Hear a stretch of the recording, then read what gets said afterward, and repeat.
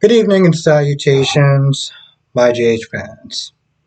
If you take nothing away from this episode, if you take nothing away from this episode, just take away the fact that GH has such a bloated cast. Such a bloated cast. It's like they literally sat there and tried to cram damn near every single person into this episode. Um, I mean, I felt like I was writing a damn book. Obviously, I'm going to miss a couple of things. So I'm just going to sit there and set it off jump. But I want to start off with a couple of scenes. I don't really understand what Molly was sitting there asking in the beginning with TJ.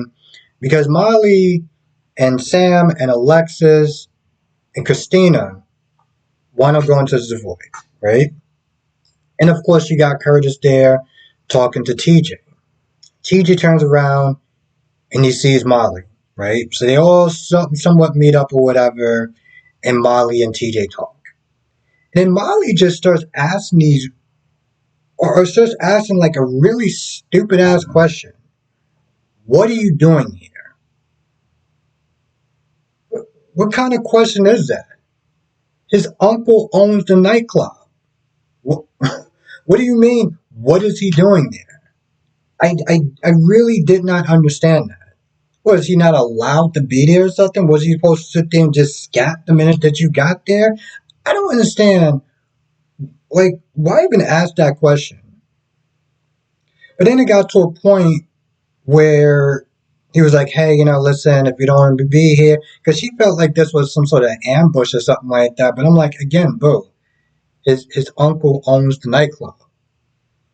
Like, I don't get that.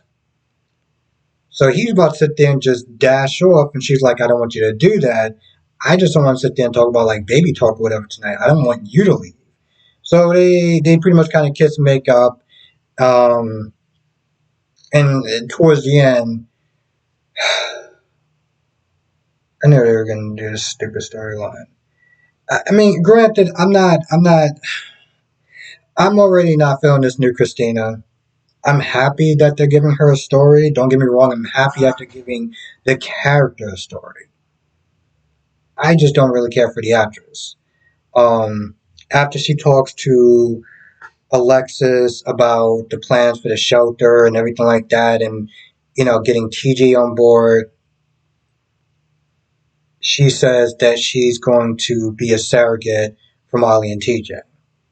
I knew it was going to happen. And I was just like, they couldn't have given her a better story. Like, really? I just. What else? I mean, I'm not particularly pleased with the direction that they're going with this, but I will sit there and say at least they are giving TJ and Molly a story. So, and Christina as well. So, what else? Um, Sam and Curtis are catching up, asking about Dante, asking about his relationship with Portia. They got so many damn characters in this episode. And of course, you got Liz and Portia sitting there talking update about Trina and Portia still avoiding Curtis because she's hurt and angry and everything like that. But um she does wind up going out. And she winds up meeting up with Zeke. And of course she sees Zeke with Jordan and she's not pleased about that. But I'm just like, wouldn't that kind of work in your benefit if Jordan is with your brother? This way you and Curtis could sit there and actually kind of reconnect. So I really didn't understand the side eye even when she was there. Even before she walked up to the table. I didn't really get that. He still has Liz that's kind of like back and forth, very finicky about it. She wants to sit there and be with Finn, and you guys say, consider Violet and everything like that. But in the end, she does wind up meeting up with Finn just as he was about to sit there and head out. And you have this big somewhat lunch or dinner or whatever the hell is going on. You got Tracy, and of course she was not too happy to sit there and see Gregory with Brooklyn and Chase and Finn and Violet, and I felt like I'm missing someone. But the whole time she's there, she's making Brooklyn feel just super uncomfortable. Because Brooklyn is just like, even towards the end, oh well, don't stay out too late. You got to sit there and get ready for work early in the morning.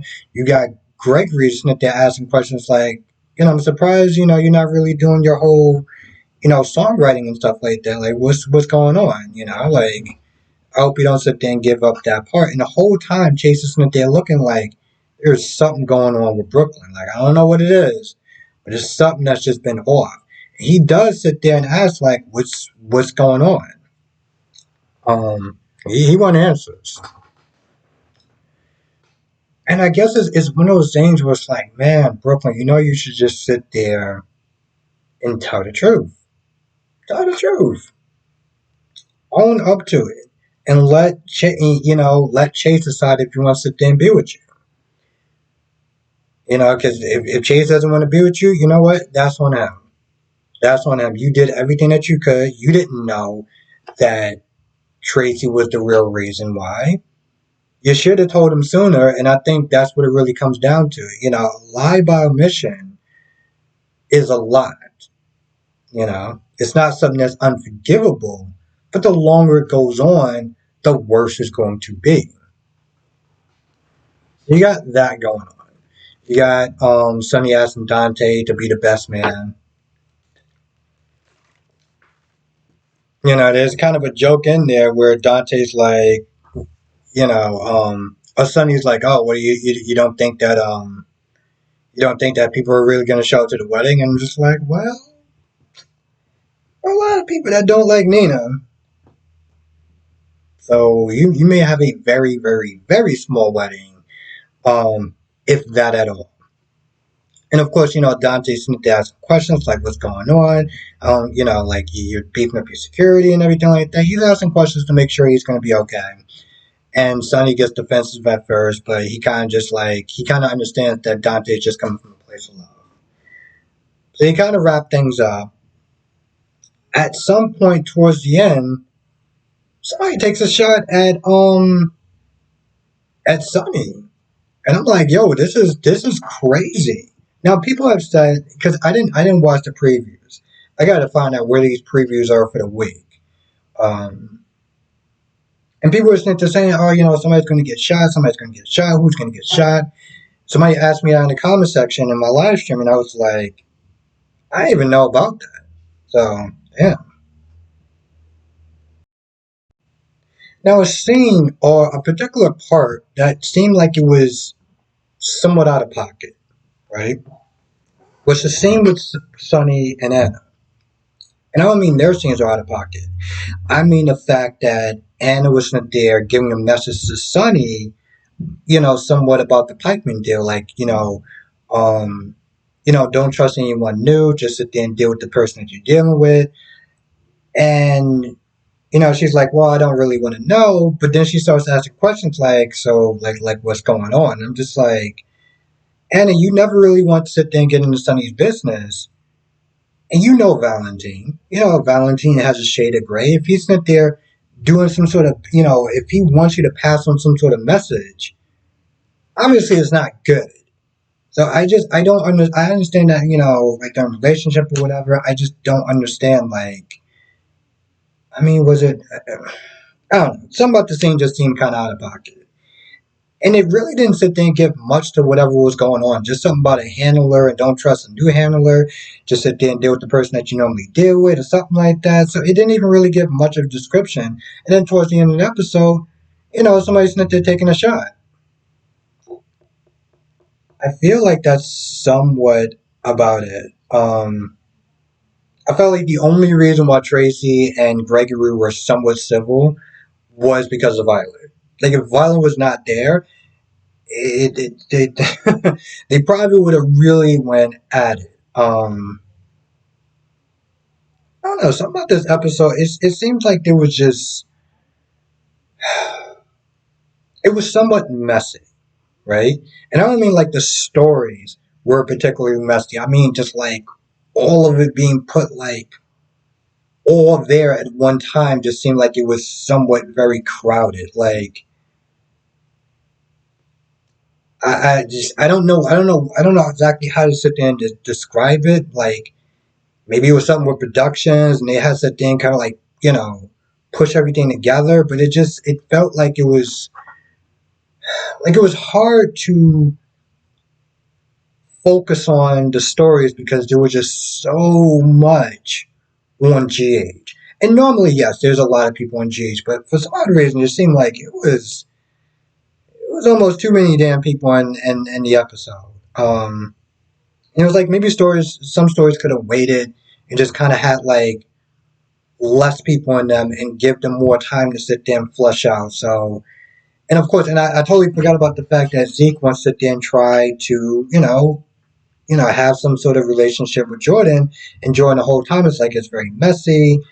Um, and she wasn't mad so much as Zeke for running his mouth, but not really giving her a heads up, some time to sit there and kind of get ahead of this a little bit. Also, the fact that Portia is his sister, and they already, what I'm saying, like there's already bad blood between those two, so it's very messy in itself. So they're gonna have a bit of an obstacle to get through. I totally forgot about that part. I'm not gonna lie, I actually had to pause it because I wanted to sit there because there was so much that actually wound up happening. And that was the scene where Dante, I guess, was coming back to sit there and see Sonny with Anna, and he's the one that spotted the gun person. You had so much going on in that episode. It wasn't a terrible episode. It just felt very messy and very crowded. Um, which a lot of times when it comes towards what I do, I find it very difficult to sit there and try to make sure I get every single piece. And there's also one scene that I did forget that didn't really go too much of anywhere was the scene with Anna and Jordan. It's just Anna pretty much kind of being mopey how she's been for the past couple of days, and Jordan finding out about the graffiti or whatever, and she's just not really making a big deal out of it. Which I'm not saying you have to sit there and be shook or anything like that, but it does help to sit there and let her know, hey, instead of just kind of just keeping it very quiet.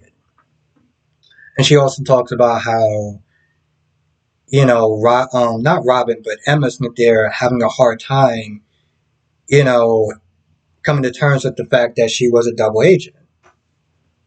I feel like it doesn't really, it's not really too much of a emotional impact because it's like we don't have the actress there to sit there and show just how devastated she is and how disappointed she is in Anna.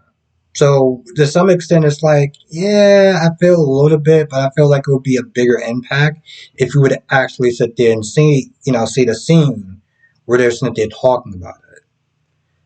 Um, which is like I would want that to happen, but sitting there watching GH today and just like all the messery that wound up going on in this episode, I'm like, yeah.